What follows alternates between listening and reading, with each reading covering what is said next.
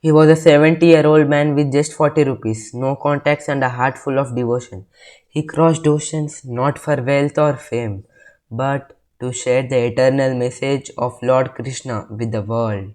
This is the story of Srila Prabhupada, the man who built a spiritual empire from nothing. So Srila Prabhupada was born as Abhay Charande on September 1st, 1896 in Calcutta, India. From a young age, his father raised him in the worship of Lord Krishna. He was a brilliant student, later studying at the Scottish Church College under the University of Calcutta.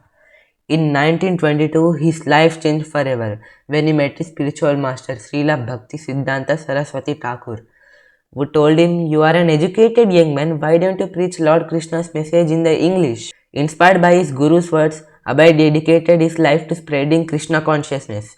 In 1933, he formally became a disciple, but he wasn't a monk in a temple. He was a married man with children struggling to support his family. Even in those struggles, he never forgot his mission. He wrote articles, distributed magazines, and finally in 1959, at the age of 63, he renounced worldly life and took sannyasa, becoming A.C. Bhaktivedanta Swami Prabhupada. So in 1965, at the age of 69, Srila Prabhupada boarded the cargo ship Jaladuta with only 40 rupees, a crate of books, and no one to receive him in America. After 35 days at sea, he landed in the New York City.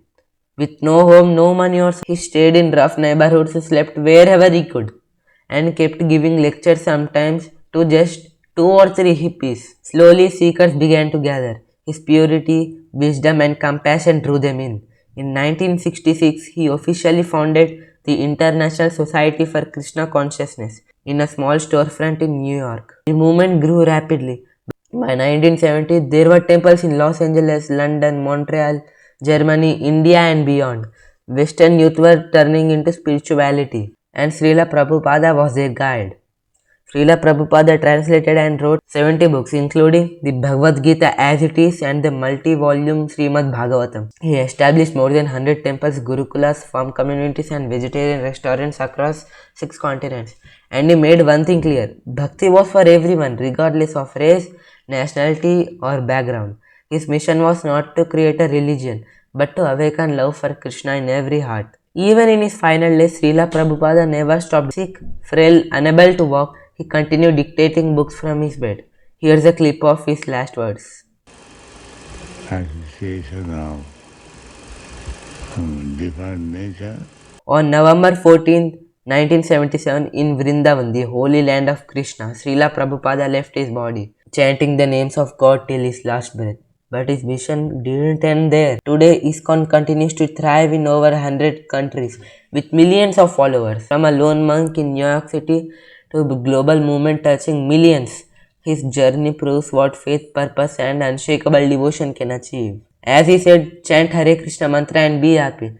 And that simple message still echoes around the world. If this story moved you, share it with someone who needs inspiration. Subscribe for more spiritual journeys and untold legends.